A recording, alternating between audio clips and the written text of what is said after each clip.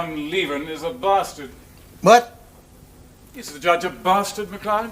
Someone scratched that on the wall at Strathmerley Prison. Lord Dunleavin is a bastard. No doubt the author was a criminal and therefore prejudiced. What concerns me is, will the judge be prejudiced?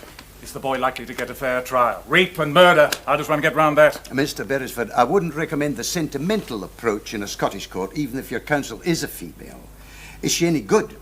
Julia Stanford's been very successful. She's one of the few women at the bar who's made a name for herself. Up here, we think a woman's place is in the home. Any local jury is bound to feel that. No, Mr. Beresford, with respect, a leading Scottish advocate would have been a safer choice. Safer? That's just the trouble. It's all safely cut and dried already. So we've got to come up with something unexpected. If there's anyone who can do that, it's Julia Stanford. Adrian, I don't understand what there is to argue about. If you're sure this famous lady is the best, then get her. Pay her anything she asks. It isn't as easy as all that, Mrs. Harper. It will not be money that decides. It will be up to Julia Stanford after she's talked to Alan. You mean she might say no? Very likely. We'll do our best to persuade her, of course. She ought to be here any minute now. She phoned from the airport. But Alan is innocent, I ought to know. I'm his mother. I know him better than anyone. Then let's hope Miss Stanford's instinct is the same. As things stand at the moment, the defence hasn't got a case. Oh. Julia, my dear. Adrian. Where's your luggage? I told them to keep it downstairs until I'm sure I'm staying. I see. Well, let me introduce you. This is Mrs. Harper, the mother of the accused boy. Miss Stanford. How do you do? Miss Stanford, I'm very grateful. I've heard so much about you. And this is Alistair MacLeod, my Scottish agent. Mr. MacLeod. I expect you're tired. Like a drink? Thank you, Scotch. MacLeod's Special, distilled expressly for tired barristers. Well, now, Julia, what's your feeling? I've gone through the brief very thoroughly. And? It reads like an open and shut case for the prosecution. Well, apart from the open and shut aspect, what's your opinion? I can't think why you sent for me in particular. Why didn't you brief one of the Scottish silks? Because I think you'd do a better job.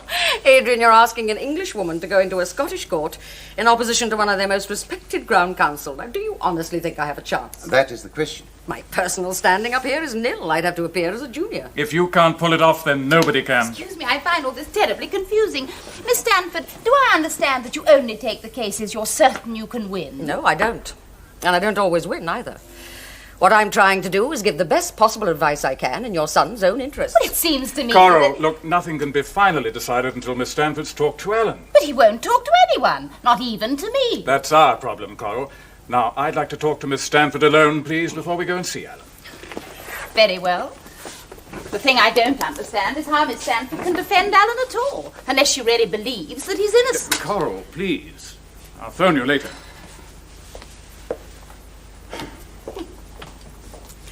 Quite a formidable lady. She's difficult, I know, but don't misjudge her, Julia. She's had quite a struggle. Her husband left her when Alan was 5. She was practically penniless, but she opened a little dress shop, which became a success. One led to another, and she's made a fortune. But she's had to work for it and make a lot of sacrifices. And her son? Oh, I'm sure she really loves him, when she has the time. Alan's her tragedy, and she doesn't even know it. Julia, I'm sorry. There are parallels, I suppose. Have you seen Bill lately? No, not since the divorce. I'm having dinner with him when I get back to town. Give him my regards. I will. Anything else? No. I wish there was something I could do. You can't, Adrian. Neither can I. Now, if we don't waste any more time before seeing the boy, I might be able to get my plane back to London tonight. It's not far. I've got the car outside.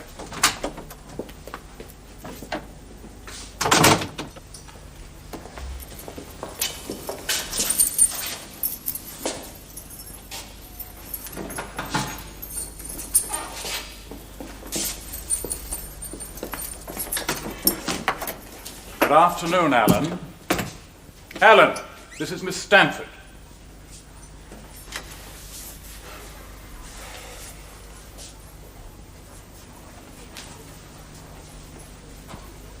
Adrian, that wasn't fair.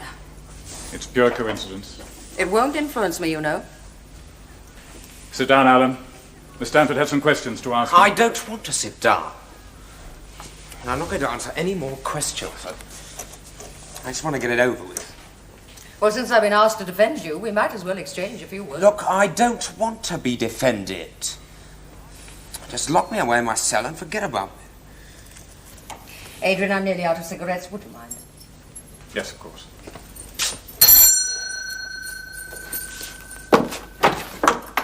Thank you. I suppose you think I might talk without an audience? I won't, you know. Just as you like. As a matter of fact, I do need some cigarettes, and I'd rather not have Adrian Beresford breathing down my neck while I make up my mind. What about? Whether or not I can do anything for you. Your mother doesn't think I can. Why not? I'm supposed to believe passionately in your innocence before I can defend you properly. And you don't? Why should I? I've read the brief. It's perfectly clear you had motive and opportunity to kill Anne Laird, and your statement to the police is a virtual confession. So, that's it then.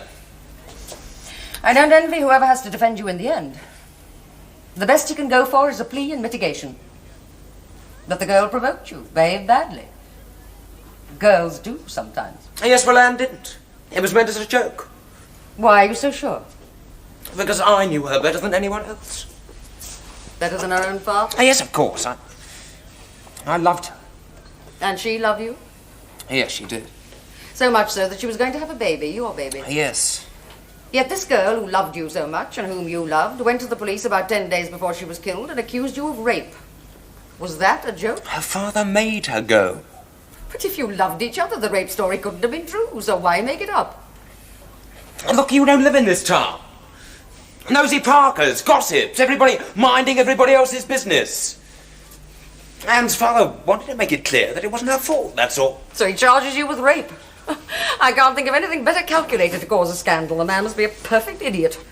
If you were appearing on that charge, I'd defend you with pleasure and get an acquittal. Oh, you wouldn't, because I'd have said I did it. To protect Anne? You must have loved her very much. Now she's dead. You can't protect her any longer. It's time you thought about yourself and your future. I haven't got a future. No, not the future you were looking forward to with Anne. We wanted to get married. She was only 16. We knew her father would say she was too young. But when Colonel Laird knew about the baby, surely the best thing would have been to let you get married. Well, that's what I hoped, I suppose. That night, when Anne said she didn't want to see you again, what exactly happened? Well, I could still hardly believe it. She gave me a gun, one of her father's. And she told me to shoot myself. And you ran away? Yes, that's all I can remember. Just running and running. I must have gone round in a circle or something. When I got back there, I found her. And she was dead. I don't know what happened. I can't remember anything. Did your mother know about Anne? Oh, not really. No, she wouldn't have understood either. Maybe not. But she might have been able to help. And not mine. She's never there. Would you talk to her if she were? No, I don't suppose so. Do you ever see your father? No, I've never even met him. I don't even know where he is. Do you know anything about him? Not much. Except he left Mother when I was a baby. He was probably quite right. Oh, what do you keep staring at me for? You remind me of somebody. Oh, who do I remind you of? My son. Oh, then I'm sorry for him. If he has my luck, he'll come to a sticky end. Have I said something? Julian died of leukemia 2 years ago. He was only 19. I was defending in a case, and by the time I got to the hospital, it was too late. Just like my mother. You were too busy to be there. Yes. So now you see what Adrian Beresford meant? Hardly fair. And I don't blame you for refusing to defend me. I'd do the same. All right, Alan, that's enough. Would you ring the bell? Look, I wasn't very nice to you. I'm sorry. And I'm sorry about your son. Thank you.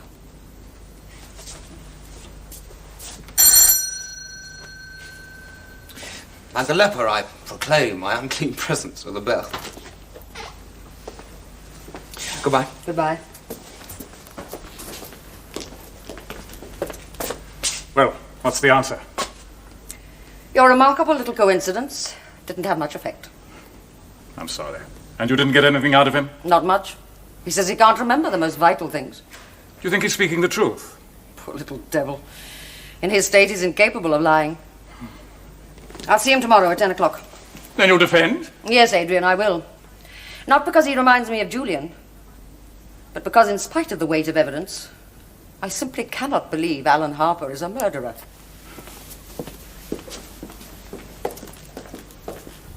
Inspector Firth, there were a number of fingerprints on the revolver. Whose were they? Those of the dead girl and her father, sir, but Harper's prints were on top of them. What conclusion did you draw from that? That Harper was the last person to handle the gun, sir. Precisely, that Harper was the last person to handle the gun.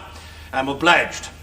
Will you now take a look at the bundle of clothing, label number 4? This is the clothing of the dead girl, sir. Describe it, please. The front upper portion of all the garments is heavily blood-stained, sir, and there's a bullet hole in the jacket, blouse and slip just below the left breast, showing the position of the wound. What about the handbag? Beyond the usual articles of make-up, sir, there was a checkbook, £3, 10 shillings in notes, and 4 and 6pence in small change. It was lying unopened, partly beneath the body, sir. Nothing to indicate robbery as a motive, then? No, sir. Label number 4, the dead girl's clothes, and label number 1, the revolver. Mr. Campbell, you were never in the forces, I take it? My lord? Oh, no, my lord. Then you will not recall the simple rhyme which goes, never let your little gun pointed be at anyone. It matters not a damn to me whether or not it loaded be. I beg your pardon, my lord. Pray, continue, Mr. Campbell. If your lordship pleases. Now, Inspector Firth, you've told us about the fingerprints on the revolver and of your arrest of the prisoner. Did you have occasion to question him earlier on another matter? Yes, sir. On January 23rd, Colonel Laird brought his daughter to the station. She then made a complaint to me that she'd been raped by the prisoner in November last. Because of subsequent events, no further action was taken, sir. Quite. Having been taken into custody, did Harper make a written statement? He did, sir. Do you know how to identify the statement? Instruction number 2, I do, sir. My lord, I request that the statement be read. Very well. A check from the original as I read, will you please, Inspector? This is a statement of Alan Harper of the Old Farm, Craigellon, aged 22 years. I have been cautioned that I am not obliged to say anything unless I wish to do so, but that anything I do say will be taken down in writing and may be used in evidence. That is signed Alan Harper. The statement reads, perhaps I did shoot her. I don't know. I can't remember. I don't know what happened, and I don't want to answer any more questions or have any more fuss. Anne's dead, and I don't care what happens to me now. Again, that is signed Alan Harper. Thank you, Inspector. That is all. What condition was he in when he made that statement? Shocked? Upset? Frightened? He seems shocked and upset, madam. This may seem a small point, but we may as well get it right. Because Harper's prints on the revolver were over those of the girl and her father, you said he was the last person to handle it. I did, yes. You're assuming rather a lot, aren't you? I don't understand you, madam. Surely you handled the revolver yourself. Your sergeant, the scientific officer. Well, naturally, madam, we had to. Then why aren't your prints on it? Because we always take precautions, madam. Precisely. But if somebody else had taken similar precautions, what then? Then I suppose his prints would not appear. So that Harper may not have been the last person to handle it. That is possible. So that what you told the court earlier was not strictly true, was it? Not strictly, madam, I suppose. I'm sorry. I'm obliged. Now, Harper was not very well liked in the district, was he? No, madam. Cynical, ill man, an English boy with too much money and a fast sports car who didn't give a damn for anyone. That was about it, wasn't it? So I believe, madam. What about the girl? I would say she was very popular. Local Scots lass, model of all the virtues, loved everyone and whom everyone loved. My lord, for an eminent member of the English bar to appear against me in this court, albeit in the lowly robes of a junior, is a privilege I have not enjoyed before, and I bid her welcome. I'm also prepared to make certain allowances. But, my lord, the inspector is now being asked to express opinions on matters which are no concern of his. My lord, I submit that the relationship of the boy and girl is crucial in my submission. Miss Stanford, you'll have opportunity later to make such comment as you think fit. Now, proceed to your next point, if you have one. My lord, since I am prevented from conducting the defence in the best interests of my client, I have no further question. Thank you, Inspector. Thank you, Inspector Firth. Call Colonel Laird now, please. Call Colonel My lord, in view of Colonel Laird's disability, may he be allowed to give his evidence from his chair in the well of the court? By all means. I'm very much obliged, my lord.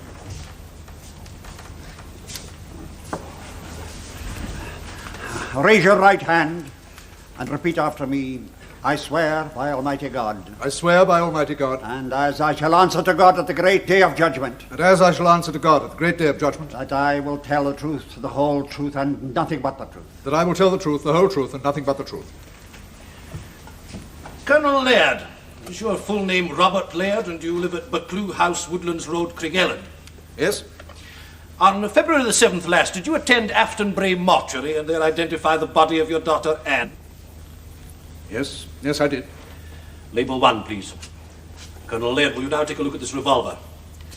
Have you seen it before? Yes, it's mine. How do you come to have a weapon of that sort? At one time I was an expert shot. I represented the army. Now it's about the only sport I can follow. Have you ammunition for this revolver? Yes. Did you ever give that revolver to Harper? Certainly not. Could he have taken it without your knowledge? He could have done. How? Well, he wasn't locked up, and he was frequently a visitor at my house, for a time. You say for a time. Did his visits then cease? They did. About 10 days before he killed her. My lord, that is the most improper remark. Colonel Laird, the court appreciates the strain you're under, but you must control yourself. You wish to tell us that the prisoner stopped visiting your house some 10 days before your daughter died? I apologize, my lord, that is so. My lord, I'm sorry. I'm afraid I cannot let it pass as easily as that. In front of the jury, the witness has made the most... Miss Stanford, he has withdrawn the remark. It's all very well, but the damage is done now. Miss Stanford, do not bicker. Mr. Campbell? Colonel Laird, why did Harper stop coming to your house? Anne told me that he was upsetting her. She didn't want to see him anymore, so I told him he was no longer welcome.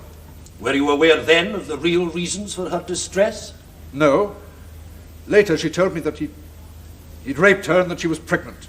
I informed the police. Did she tell you when Harper had raped her, the date? Yes. On the evening of her birthday party, November the 14th. And medical evidence has shown that at the time of her death she was 2 months pregnant. Yes. Did you ever see Harper handle this revolver? Yes, I did. In my study. He was fooling about with it. I asked him to stop. He just laughed and put it away. Where did he put it away? In the drawer of the bureau. He then locked it and put the key in the other drawer where it's usually kept. What about the ammunition? That is kept in the same drawer as the revolver. Thank you, Colonel Laird. Colonel Laird, you told Harper to keep away from your house. Did he? Yes.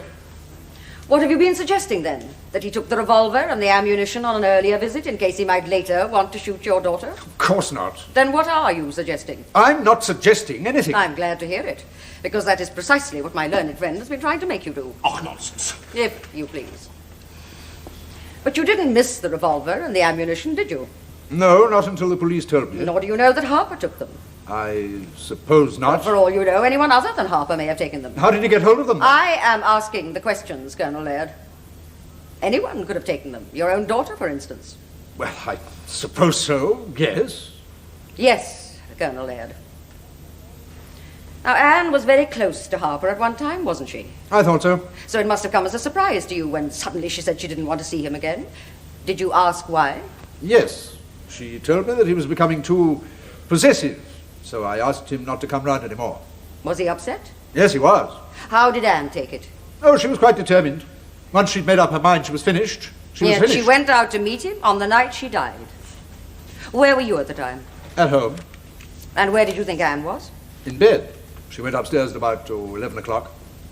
And 10 minutes later she was dead, having been shot with a heavy service revolver within 30 yards of your house, and yet, Colonel Laird, you heard nothing, not a sound? No. Would you now look at the police photograph showing your daughter's body where it lay on the grass verge? You will notice in that photograph the tracks made by your wheelchair in the soft ground where your daughter is lying. You didn't by any chance follow her that night? No, I did not.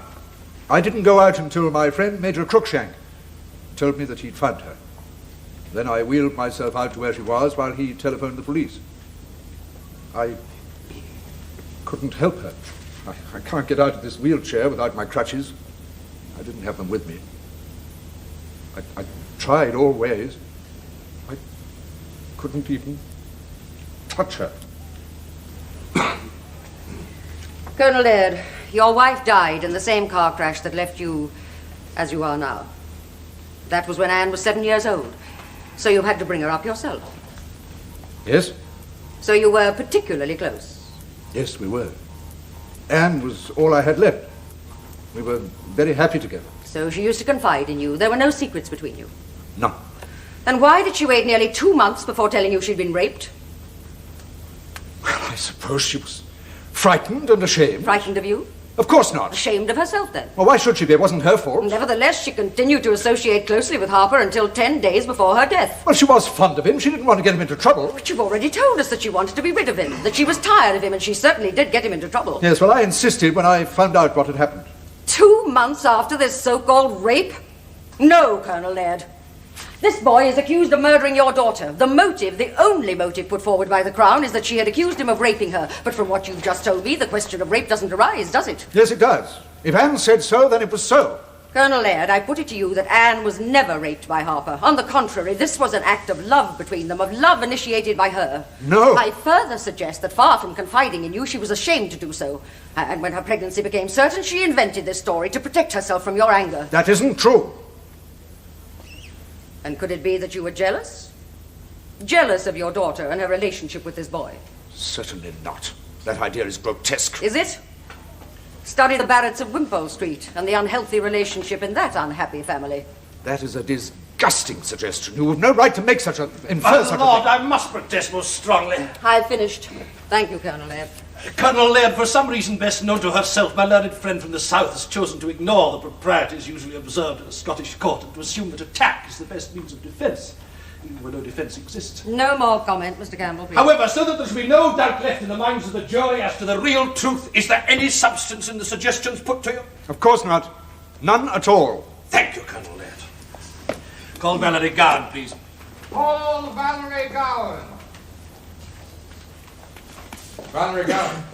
Who are you, madam? I'm her mother. Are you a witness in the case? No, but my daughter is nervous. I'd like to stay in court with her. What is the delay? The girl is nervous, my lord. Her mother wishes to stay with her. There's no objection to that. Bring your daughter here to the well of the court, ma'am, where I can see her. Now then, Valerie, is it? There's nothing to be nervous about, Valerie. All you have to do is to tell the truth. You understand? Good. Then you go into the witness box there, and you, Mrs. Gowan, will find a seat at the back. Now then, Valerie, hold up your right hand and repeat after me. I swear by Almighty God. I swear by Almighty God. Speak up a little so everyone can hear. And as I shall answer to God at the great day of judgment. And as I shall answer to God at the great day of judgment. That's better. That I shall tell the truth, the whole truth, and nothing but the truth.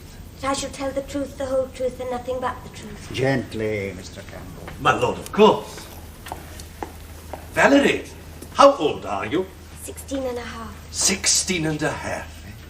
Miss Stanford, there can be no dispute on her evidence. If, with your permission, I may lead. Certainly, Mr. Campbell. On your assurance that in giving it, I do not offend the proprieties usually observed in this court. I'm most grateful. Now, Valerie, I'm going to ask you some questions, and all you have to do is answer yes or no. Yes. Good. And you will speak up so that we can all hear you? Yes, I'll try. That's better. Now, you knew Anne Laird, didn't you? Yes. She was a classmate of yours and a friend. Yes. And you were with her on the morning of the day she was killed. Yes. Did she say something to you about meeting the prisoner, Alan Harper, that night? She said she was going to meet Alan, to finish it once and for all. Thank you, Valerie. That's all. Very much obliged, Miss Stanford. Not at all. Valerie, Anne was your best friend, wasn't she? Yes. So she must have talked to you about Alan. Yes. Well, you don't seem very sure. Yes, I am sure, only she didn't say much. I see.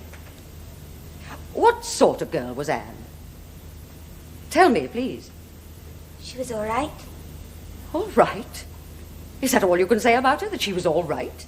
Yes. But she was a lively, gay girl, wasn't she? I suppose she was. And she liked going out with Alan, didn't she? I don't know. Well, what about other boys? Did she ever talk about them? No. But Anne was popular, wasn't she, with boys and girls? Yes. Then did she not have any other boyfriends besides Alan? Not that I know of. Valerie, can you think of anyone who might have wanted to harm her? Only Alan. But Alan loved her, didn't he? So he said. Did you like Alan? He was all right. Did he ever ask you to go out with him? Yes, once, but I wouldn't. Why not?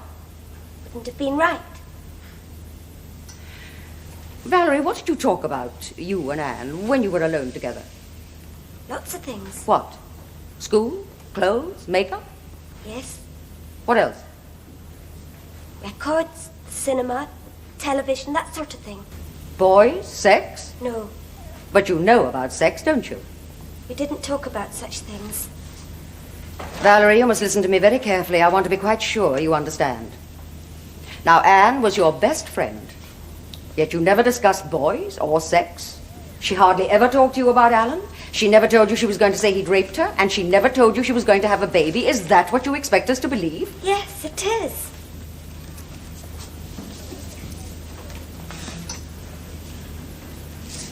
Valerie, you did go out alone once with Alan, didn't you? Soon after you and Anne first met him. I didn't.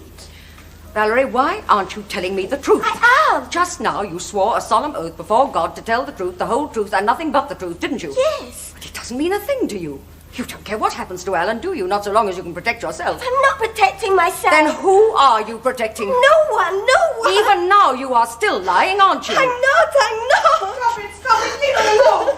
My lord, on behalf of the Crown, I must protest most strongly against such treatment of a juvenile witness. Valerie, Miss Stanford, I will allow no further cross-examination of this girl. Mr. Campbell, call your next witness. My lord, surely I'm not to be deprived of the right to conclude Miss Stanford, you heard what I said. You will ask her no further questions. Then, my lord, perhaps I may be permitted to address myself to your lordship. My lord, I suggest that this girl is lying and that she is deliberately withholding evidence of vital importance. Miss Stanford, please sit down. My lord, I insist upon being heard. The girl understands she is on oath. She must know she is doing wrong. Her mother is in court. Let her speak to her daughter. If the girl commits perjury, then her parents are as morally responsible as she is. Let them ask her why she is lying. My lord! Let them get at the truth if a Scottish court will not allow me to do so. Miss Stanford, for the last time, I order you to sit down.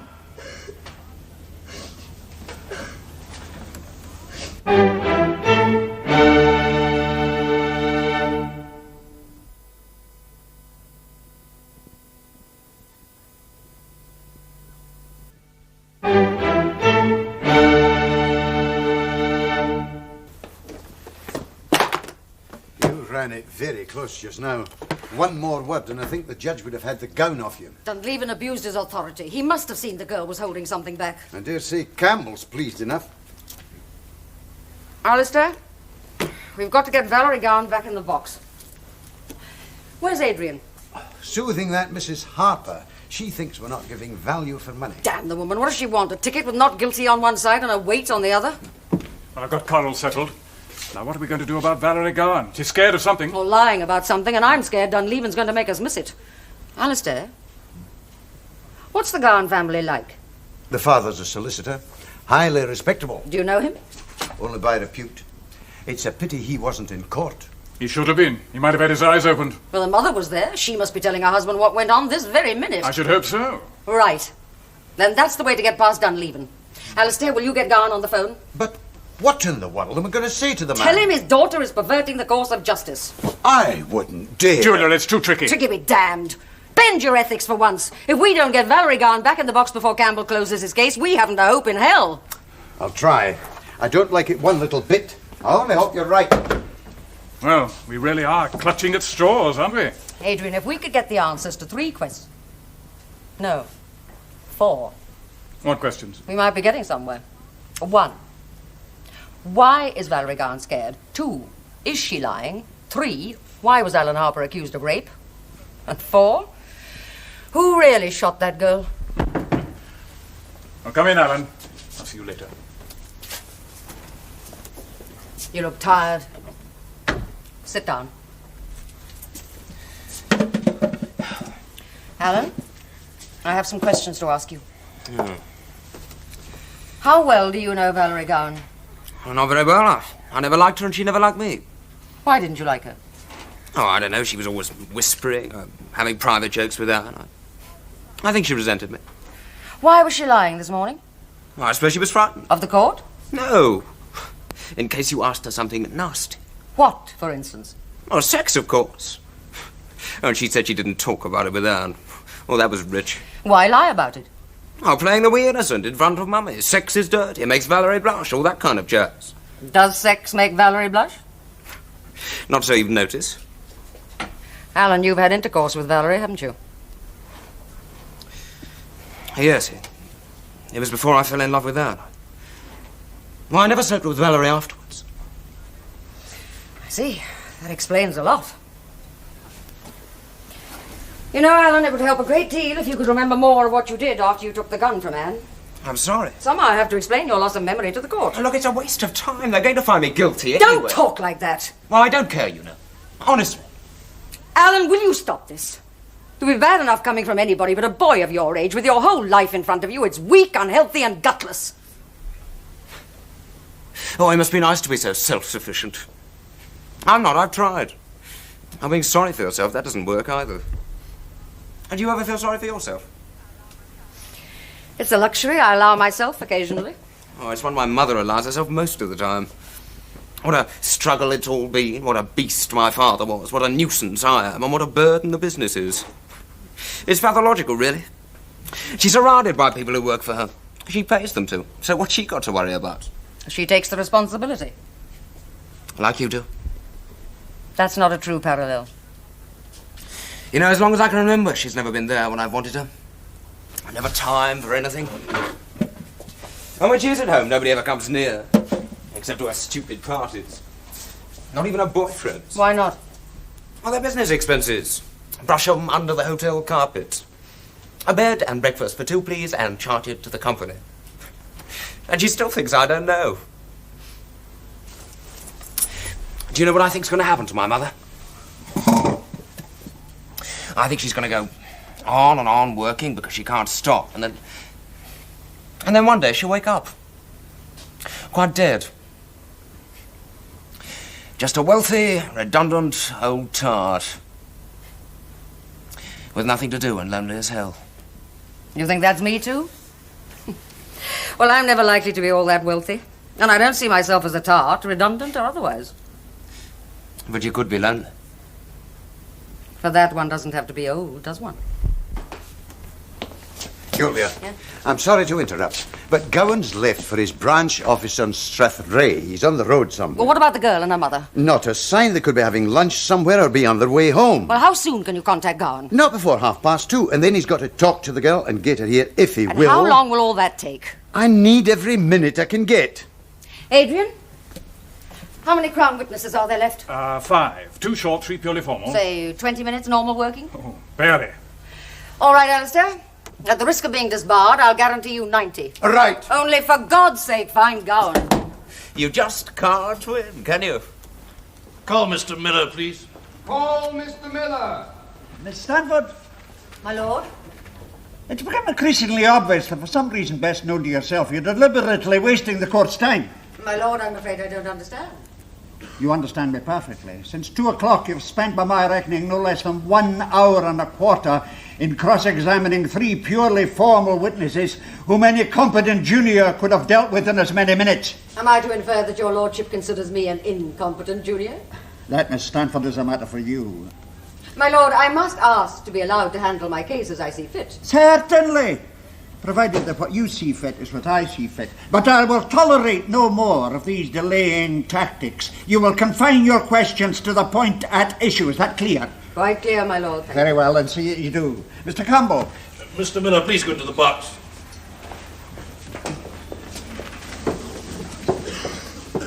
Raise your right.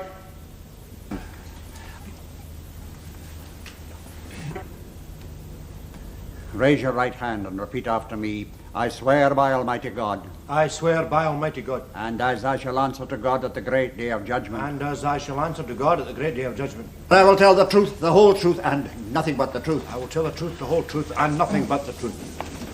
Mr. Miller, is your full name George Baxter Miller, and are you a dealer in wines and spirits, and you live at Glen Shee, Woodlands Road, Craigellon? That's quite correct. Do you recall the night of February the 6th of this year? I do indeed. I recall it very well.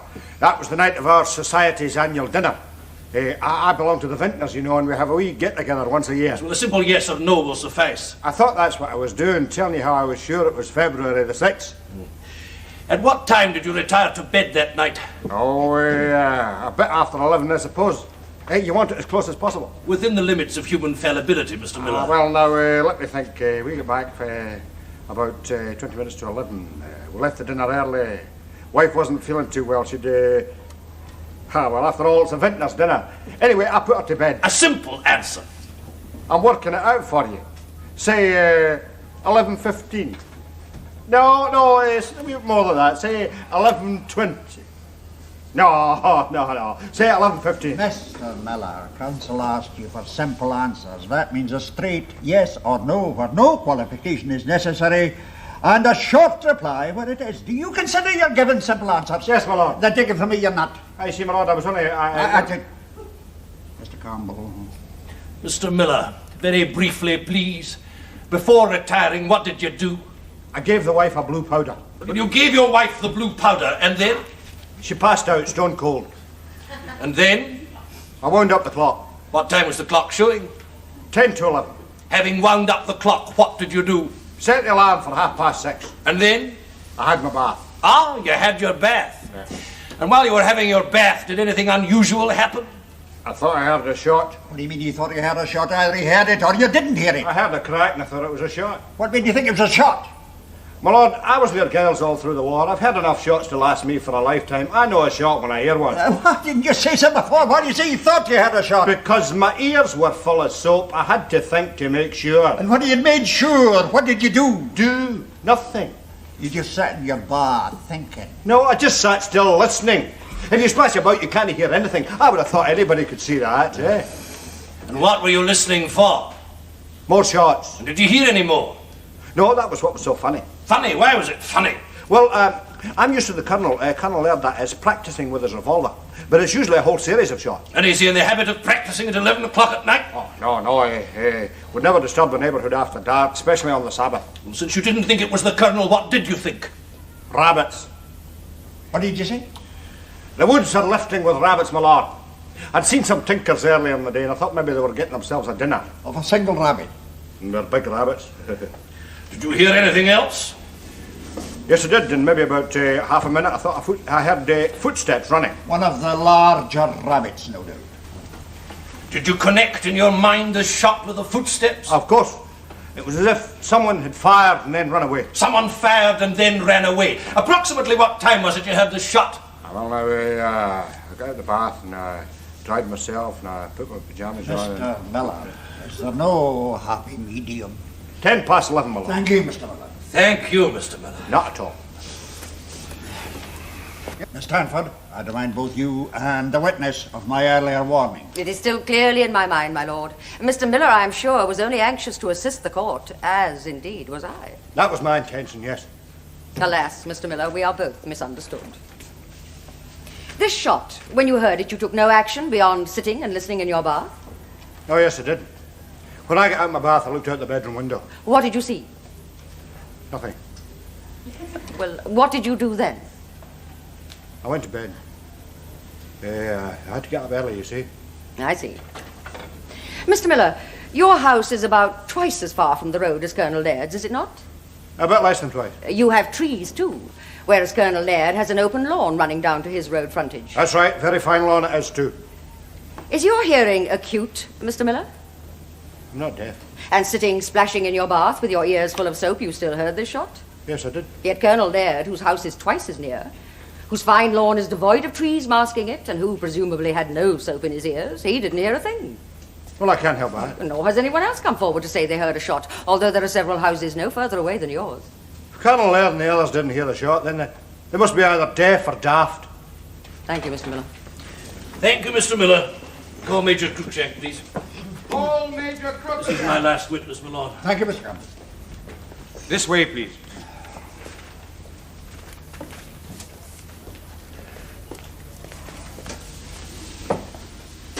Raise your right hand and repeat after me. I swear by Almighty God. I swear by Almighty God. And as I shall answer to God at the great day of judgment. And as I shall answer to God at the great day of judgment. That I will tell the truth, the whole truth, and nothing but the truth. That I will tell the truth, the whole truth, and nothing but the truth. Major Cruikshank, is your full name Duncan Mather Cruikshank, and are you a retired army officer and now resident secretary of Craigellon Country Club? Yes. Did you know Anne Laird? She was my godchild. Do you also know the prisoner? As a member of the club, yes. Do you recall the night of February the 6th of this year? I do. Did you see the prisoner on that night? I saw him at about 11 o'clock in the evening. Where? I'd been out. I was driving back to the club when I saw his car parked near the corner of Woodlands Road. He was waiting for Anne. How do you know that? Because she joined him at that moment. I knew Anne and her father had been to the police and why, and that she was forbidden to talk to him. And what did you do? I was rather disturbed, but I didn't like to spy on them. So I went back to the club. But then I felt there was something wrong. So I turned round and drove back. And what did you find? She, Anne, was lying on the grass beside the road where I'd last seen her with Harper. Then what did you do? I could see that she was dead, so I went straight to our house and telephoned the police. Thank you, Major Cruikshank. Do you dislike Harper? Yes, I do. And was that feeling pretty general? It was. Major Cruikshank, I'm sure you're not an unfair man. What caused him to be so much disliked? He was arrogant, didn't give a damn for anyone. I had endless complaints. From the members, the older ones? Mostly, yes. And from the younger ones? No. Why not? Well, they used to admire him, I suppose. He had plenty of money, a fast car, smart clothes. All the sort of things that appeal to the young today. Then Harper's money brought him a spurious popularity among the younger members. You could say that, yes. Especially among the girls. Yes, though to be fair, he didn't encourage them. You mean they chased him? Oh, quite shamelessly, yes. How about Anne? Did he change after he met her? He did improve a little. He seemed less rude, happier. Yes. In fact, it was obvious that he'd fallen head over heels in love with her, wasn't it? Yes. Did you approve? Certainly not. When you heard about the charge of rape, what was your reaction? I was horrified. I could scarcely keep my hands off him. In that case, when you saw them together that night, why didn't you do something about it? I didn't have the authority. I'm not her father. Why didn't you tell her father he was in the house? I wish to God I had, but it was so late. I thought he'd be in bed. Too late to wake him? Yes, I intended to tell him the next morning. But you went back that night. Why? I've already said I felt there was something wrong. What did you intend to do? Speak to her father, face Anne with him. But it was even later by then. There was no reason why Anne should still have been there. Oh, it was a feeling I had, a sort of sixth sense. I felt there was something wrong. Or did you really know? No. Why not should I? How could I possibly have known she was dead? How indeed. Thank you, Major Cruikshank. Thank you, Major Cruikshank. That concludes the case for the Crown, my lord. Thank you, Mr. Campbell. Yes, Miss Stanford? May it please you, my lord? Now, what is it, Miss Stanford? My lord, with respect, before calling my client, I beg leave to make a submission to your lordship. Yes, very well. What is it? On your lordship's direction, I was not able to conclude my cross-examination of Valerie Gowan. My lord, I have been informed that the girl and her mother have left the court and are nowhere to be found. Well? My lord, could it not be that my remarks of this morning, to which your lordship took exception, have struck home that the girl has indeed something to hide and has now herself gone into hiding? Miss Stanford, I have already ruled against you on this point. My lord, I have not forgotten. It is only by reason of my own obstinacy that I now address you. My lord, I submit that Valerie Gowan is a key witness whose disappearance at this stage is suspect.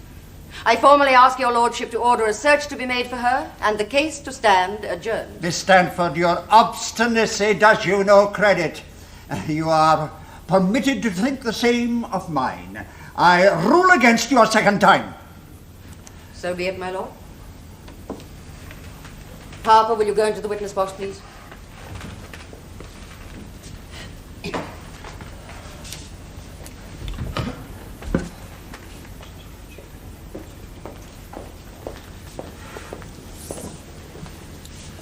Raise your right hand and repeat after me. I swear by Almighty God. I swear by Almighty God. And as I shall answer to God at the great day of judgment. And as I shall answer to God at the great day of judgment. That I will tell the truth, the whole truth, and nothing but the truth. That I will tell the truth, the whole truth, and nothing but the truth. Harper, your full name is Alan Harper, and prior to your arrest, you were living with your mother at the old farm, Craigellon? Yes. Would it be true to say that there has never been any proper understanding between you and your mother? Yes. And you never knew your father? No. So that from an early age you've had to rely upon yourself alone? Yes. More recently, was there any person for whom you were able to feel affection? Was there? Only Anne. And before her? No one. Did you mind being so alone? There seemed no alternative. Until you met Anne? Yes. Did you love her very much? Yes, I did. Did she love you? Yes. Did you ask her to marry you? Yes. Did she accept you? Yes. Did you rape her? No. Did you have intercourse with her? Yes. How often? Only once. Anne wanted to prove how much we meant to one another. Afterwards, did her attitude towards you change? Not at first. Not until about a week before she was killed. What happened then? She just stopped seeing me. She said she didn't want to see me anymore, as if she didn't care anymore. Have you any idea why? I didn't then, but I see why now. Why? Well, her father. She was frightened and worried about the trouble there'd be with the baby. Well, he didn't think much of me, and then there was what people would say. Did you know then about the baby? No, she didn't tell me. Oh, if she had, it would have all been different. How different? Oh, we could have got married straight away. Instead of that, she went round the bend and said she didn't want to see me anymore. And told her father I'd raped her. What happened on February the 6th? She phoned me and asked me to meet her that night at the usual place at about 11, after her father had gone to bed. Oh, she sounded happy and warm. I like her normal stuff. When you went to meet her, what did you expect? I thought everything was going to be all right. And when you did meet her, what happened? She gave me one of her father's guns. She gave you a revolver. Then what happened? Well, I'd once said I couldn't live without her. Oh, pretty corny, I suppose, but that's how I felt anyway. She reminded me of it and said that it was the best way out, the discarded lover's exit. And she laughed. Was it a joke? Not the way she said it, no. She was quite serious, just holding out this gun, laughing, sneering at me, telling me to take it. What did you do? I don't know. Did you take the revolver? Oh, well, no, not exactly. She sort of put the gun in my hand. But I threw it away. I'm sure I remember throwing it away because there wasn't any shot.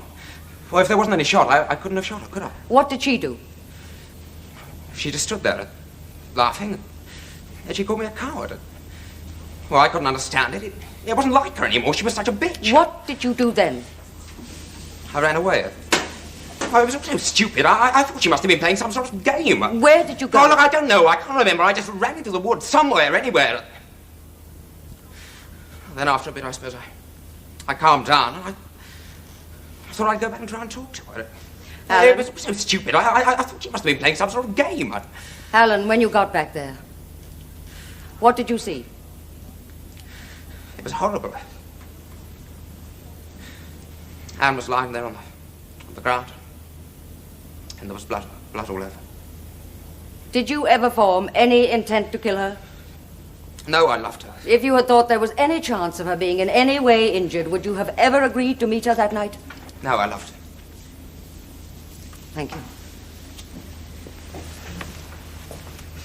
When you ran away, in what direction did you run? Into the woods. You simply wanted to get away from this bitch, as you called her. Oh, yes. Then why run? Your car was round the corner. Why not drive away? I didn't think of it.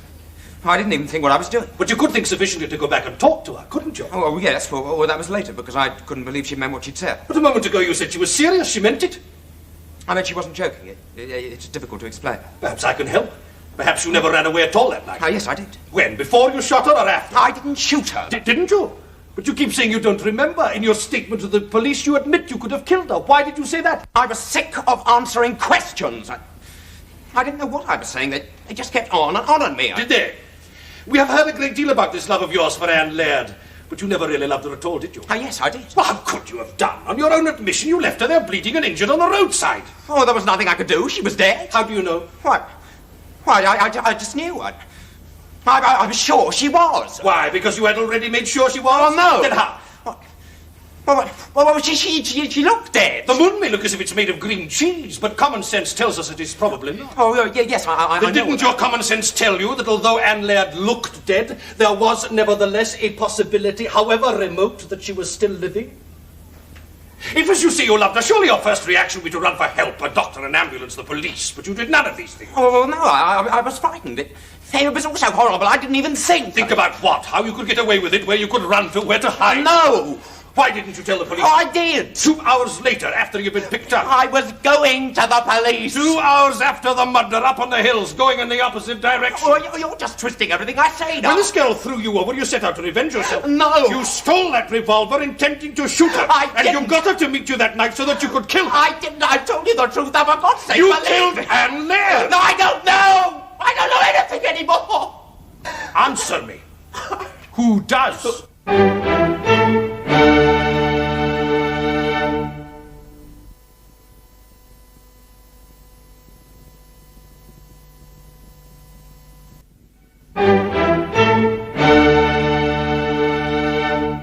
Adrian, how do you think it's going? Tell me the truth. None too well, I'm afraid. Alistair, I think we ought to consider carefully your talk with the Procurator Fiscal. Julia's not going to be too happy about that. No doubt, but since the offer's been made, we must consider it. I don't understand. What offer? That we don't fight anymore, and that we change our plea to one of guilty of culpable homicide, or as we call it, manslaughter. Manslaughter? Well, that's to say that although Alan didn't mean to kill the girl, his action was neither accidental nor justifiable.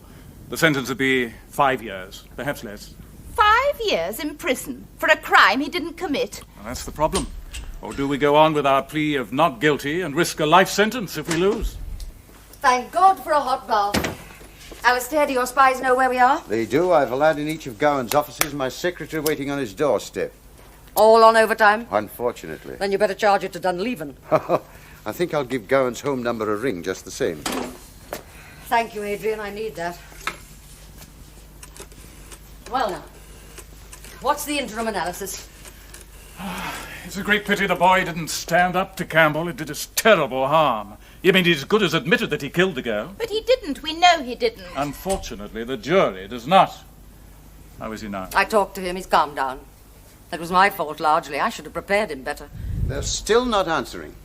Where the hell are they? People don't just disappear in circumstances like these. Julia, Alistair had a word with the Procurator Fiscal after court. Oh? I didn't know. What about?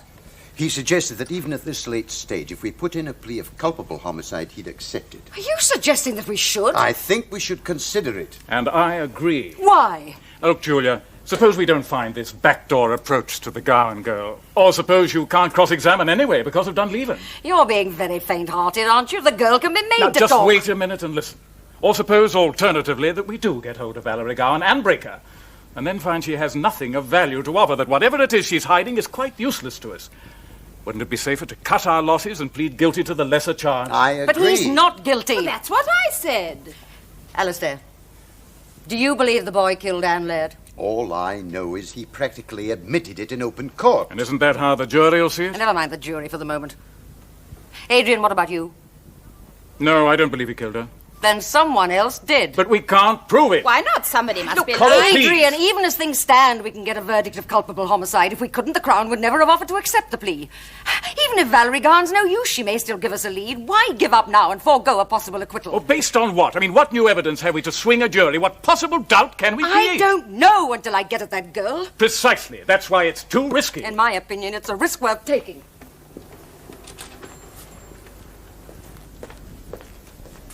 Julia, you really have got yourself emotionally involved with the boy, haven't you?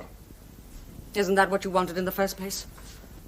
I know I should have remained completely detached, but it's too late for that now.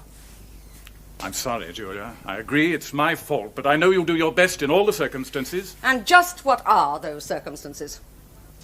That Alan Harper is likely to be found guilty of a crime he didn't commit. In that case, at least his conscience will be clear. But for us deliberately to plead guilty when we know he's not, that's something quite different. So what are we supposed to do? Jail the boy for life just to keep his conscience clear? Very well, Adrian. You are instructing me. Then we plead guilty to culpable homicide. He should get off with about 5 years. Coral, I think you ought to go back to the hotel now and get some rest. We've a lot to do. Adrian, there's just one thing. I shall have to call Mrs. Harper in mitigation of the sentence. Would you like me to explain to her now the kind of questions I shall be asking and why? Yes, of course. Mrs. Harper, in court, After Alan's plea has been accepted, I shall be doing everything I can to emphasize how badly Anne treated him, how upset he was, and so on. I quite understand. In order to gain sympathy, I shall have to put you in the witness box and ask a lot of embarrassing questions. Well, I don't mind at all if it will help. It won't be pleasant. I shall try to show that you've not been the best of mothers and that he was deprived of a father's influence and control. Father wouldn't have done him any good. He was a beast. He'd have been a vile influence. Mrs. Harper, do you consider you've been a good mother? I've always given him everything. Everything that money could buy. Was that an adequate substitute for your own care and understanding? Miss Stanford, I've had a struggle to get on. I've had to provide for both of us. I've had to work. What is, you've always been too busy to bother with him. Adrian, you know I've done my best. Tell her. I don't want Adrian's opinion. From what I've heard, you haven't been a mother at all. You've let the boy drag himself up and you've taught him to hate his father. I don't see why I should listen to any more of this. Don't you? It's what I'm going to say in court. I think you should be prepared for it. She's quite right, Coral. You've got to stand up to it. I see. Then I'm not at all sure I'm willing to go through with it. I appear to have proved my point. Yes, who is it? Miss Stanford? Yes? I'm told you were wanting to see me. My name is Gowan. I'm Valerie Gowan's father. These two references I've marked for you here and here should give you all the ammunition you need. Well done, Alistair. I shall enjoy that. Then we're agreed. Agreed. Well, here are the photostats. These figures and these. I should have warned him. He's far too young and vulnerable to have his illusions publicly shattered. You can still change the plea if you like. I'm not stopping you. No. Then don't sentimentalize and get on with it. Alan's young. He'll get over it. I wish I could be so sure. Miss Stanford, the Procurator Fiscal tells me he's been in touch concerning a possible change of plea. He has, but we've decided to fight on. Indeed. In your place, I don't know that I should. You're quite sure? Quite sure, Mr. Campbell. My grandmother was a MacDonald. Court!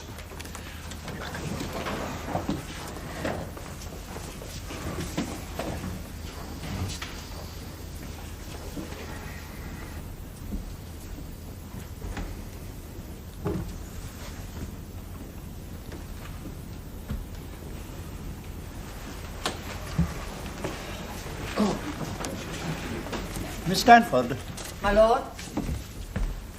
you're doubtless aware of what I'm about to say to you. A public reprimand to counsel is no light matter, and it is the more regrettable in view of your standing at the English bar. Your conduct in this court yesterday was quite inexcusable. The effect of your indiscretion upon your own reputation is of minor importance, but its effect upon the dignity of this court is absolute. Please understand that I will tolerate no further exhibitions of this sort and try to conduct yourself in a manner befitting your profession and your status. Your lordship is always so kind. Now proceed with your case. If your lordship pleases. But before doing so, may I bring two matters to the attention of your lordship? Yes, very well. My lord, the first, since it concerns my own reputation, is of minor importance. Nevertheless, may I refer your lordship to page 89 of the Scottish Law Journal, 1951? Just read out what it says, Miss Stanford. My lord, the section referred to is a verbatim transcript of an exchange between the trial judge, Lord Ogilvy, and learned counsel for the defence. The passage reads, Lord Ogilvy, Mr. Dunleavy, for the last time I order you to resume your seat and stop turning my court into a bear garden. Mr. Dunleavy, my lord, in the cause of justice I am prepared to risk my name, my career, my future, but I will not be browbeaten into accepting this evidence. With respect, my lord, before being raised to your present high eminence, were you not at that time the Mr. Dunleavy referred to? What is your next point, Miss Stanford? My lord, I venture to suggest that this is of absolute importance in that it concerns the reputation of this court. Well? Lord Advocate versus Monroe, my lord, on a conviction for culpable homicide. Appeal reports, volume 3, 1955. Conviction quashed on appeal on the grounds of misdirection by the trial judge. The circumstances of the case were these, my lord, that during the course of the trial and on the direction of the trial judge, defending counsel was unable to conclude his cross-examination of a certain witness by reason of the fact... Miss Stanford, I am already aware of the circumstances. If your lordship pleases.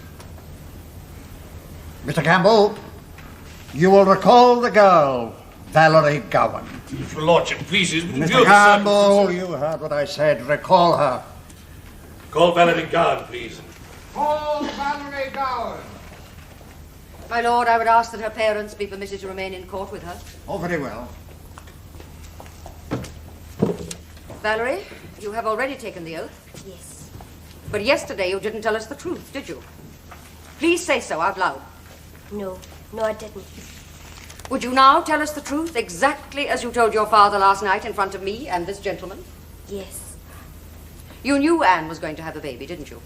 Yes. Did she tell you who the father was? No. She didn't tell you it was Alan Harper's baby? No. Did she tell you she'd had intercourse with him? Yes. How many times? Only once, with him. Only once with him. So there were others? Yes, a lot. Were they boys or men? All men. She really only liked older men. Oh, that's a lie! Harper! Oh, stop her, it's not true! Harper, sit down! Valerie, do you know why Anne preferred older men? She said they were more experienced and they all had money. They were easier to deal with. Easier to deal with? They all had wives and families. They had more to lose. So once they had become involved with her, Anne blackmailed these men? Yes. Valerie, have you had intercourse with a man? Yes. Were you in love with him? No. Then why did you?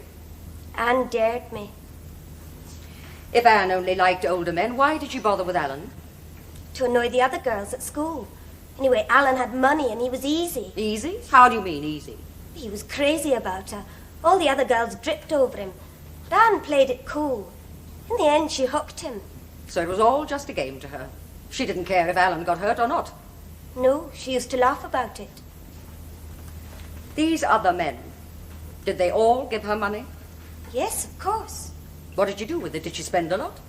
She couldn't without being found out. She had to save it. She had a checkbook and everything. Thank you. That is all. My lord, I asked no questions in re-examination. My lord, in view of what we've heard, I respectfully ask leave to recall other prosecution witnesses for further cross-examination. Have you any objection, Mr. Campbell?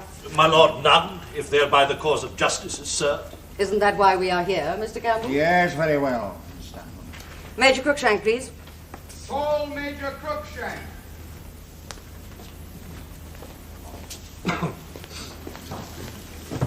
Major Cruikshank, you are already on oath. Yes. You've told us that Anne Laird was your goddaughter. She was, yes. Did you take your responsibilities seriously? I believe so, yes. Then you were close to her personally. Would you say that next to her father, you knew her better than anyone? Oh, yes. Then tell me, who were the men in her life? Men? What men? Evidence has been laid before this court that Anne had indulged in sexual intercourse with different men on many occasions. I don't believe it. Would you admit that you know more about the behavior of this sweet and innocent child than you would care to discuss with her father? Certainly not. I resent your question. As you please.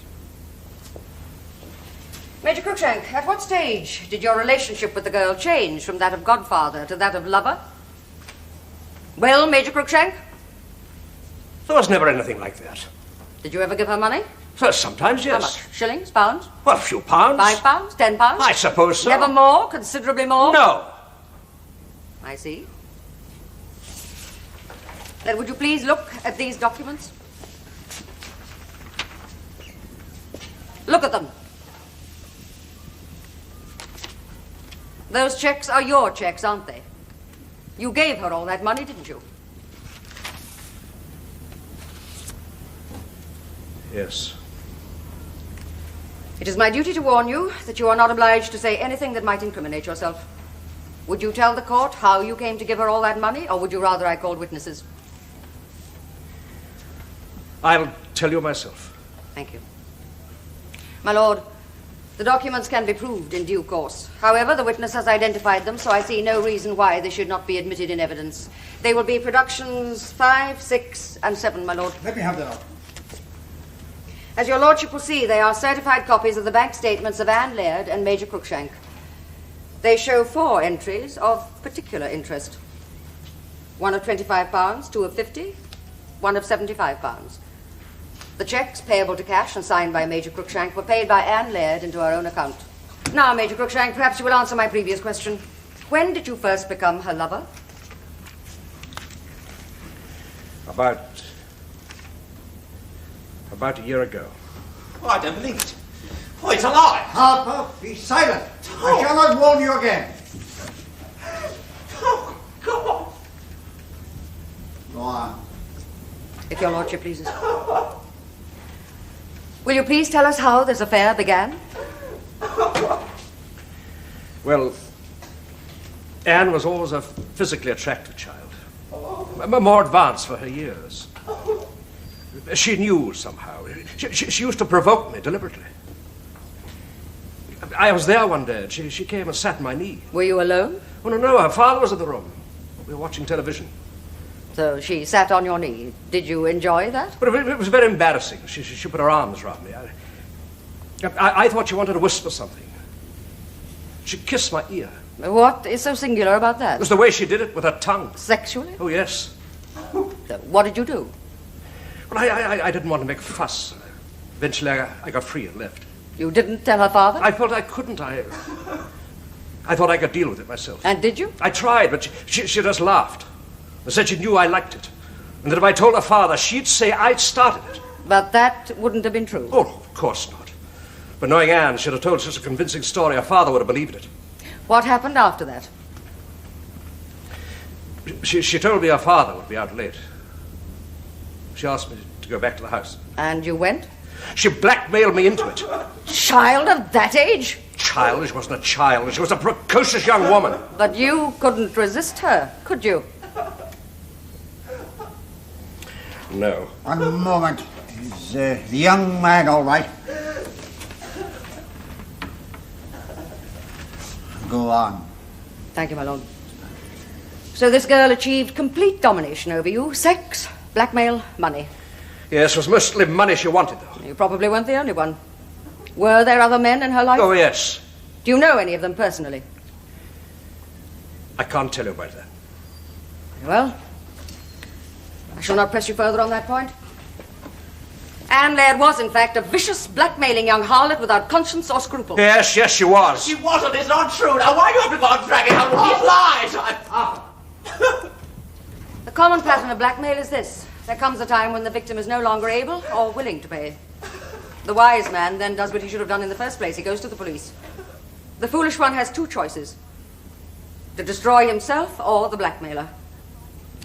Was that why you went back to Woodlands Road that night? No. Then why did you go back? Because Miller telephoned me. He told me she was dead. Miss Stanford, I assume you want to hear more from Mr. Miller. I do indeed, my lord. Mr. Miller, go back into the box. Major Cruikshank, stand down. Oh, God. You will stop in court where I can see you. Mr. Miller, since it obviously means nothing to you, I will not remind you that you are still on oath. Tell the truth this time. You will answer counsel's questions. Mr. Miller, did Anne Laird seduce you and then blackmail you? Yes. On the night in question, did you telephone Major Cruikshank and tell him she was dead? Yes, I did. I didn't know what else to do, you see. Did you kill her?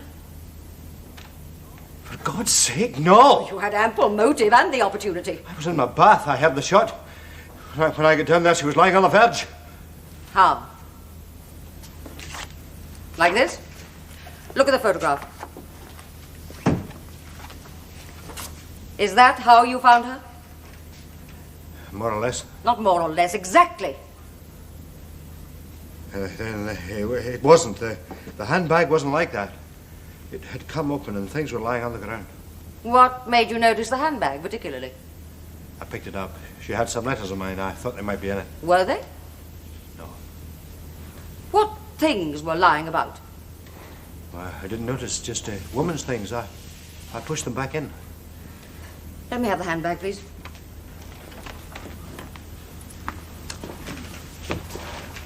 Checkbook. Was that on the ground? No. Comb? Mirror? Yes, and some loose cat. Compact, lipstick. On in a compact. Handkerchief. 2 handkerchiefs. No, 1 handkerchief. It had blood on it. I put it back. Did you?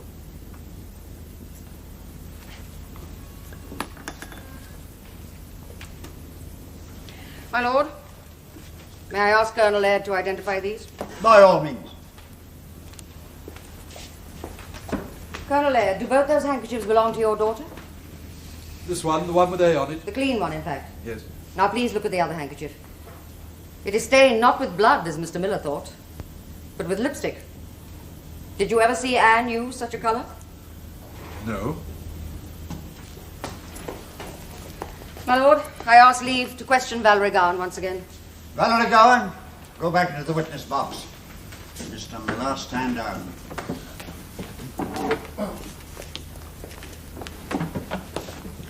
Valerie, have you a handkerchief with you? Yes. Take it out and wipe your mouth. Now let me have it.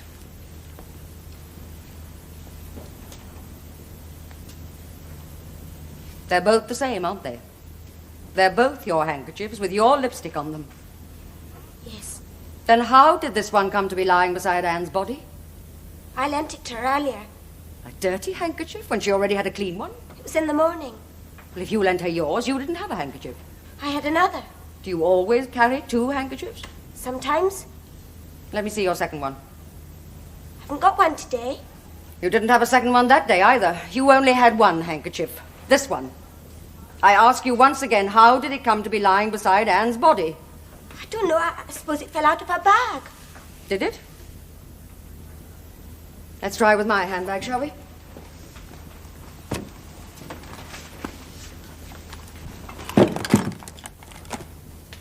You see? Handkerchiefs don't just fall out of handbags. Heavier things do, but not handkerchiefs. You have to get them out. That's a trick. Just anyway, because yours didn't, it doesn't... No, but the truth is you never lent it to her that morning, did you? It never fell out of her handbag because she never had it. It was lying beside her body that night because you dropped it there, didn't you? Okay. If you say so, I dropped it. When? I don't know. Sometime after Alan ran away, I suppose. We were both laughing so much, I don't remember. You and Anne? Yes. Why were you laughing? At Alan and the gun. He was so funny. What were you doing there? I'd come to watch. I got her to do it. I got her to do everything. Everything? The men, blackmail. She learned fast. She really enjoyed it. Something to do for kicks. It's dreary in Craig Ellen. How was Anne Laird shot? It's her own fault. I told her not to put any bullets in it. But how was she shot? It was an accident. We were fooling around. I suppose my glove got caught in the trigger. Just went off. Valerie, is that the truth or just another of your lies? Anyone can have an accident. Or did you deliberately shoot her? Out of jealousy? Prove it.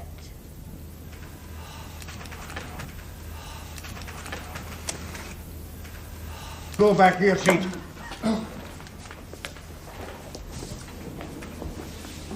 Ladies and gentlemen of the jury, it is not customary for a judge to address the jury at this stage, but this unhappy young man is in your charge, and you are under oath to return a verdict. I will not prolong the matter, because I have no doubt what that verdict must be.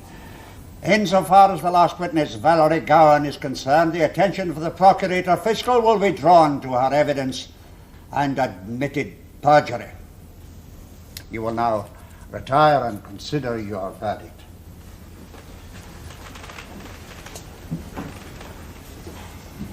My lord, we are already agreed. Not guilty. And that is the verdict of you all? It is, my lord. So be it. Alan Harper, you have been found not guilty of the crime of murder. The question of rape clearly does not arise, and I direct that you be released forthwith. I will only add that you owe this fortunate outcome not to yourself, but to the intransigent stubbornness of your defending counsel, Miss Stanford. She is to be commended.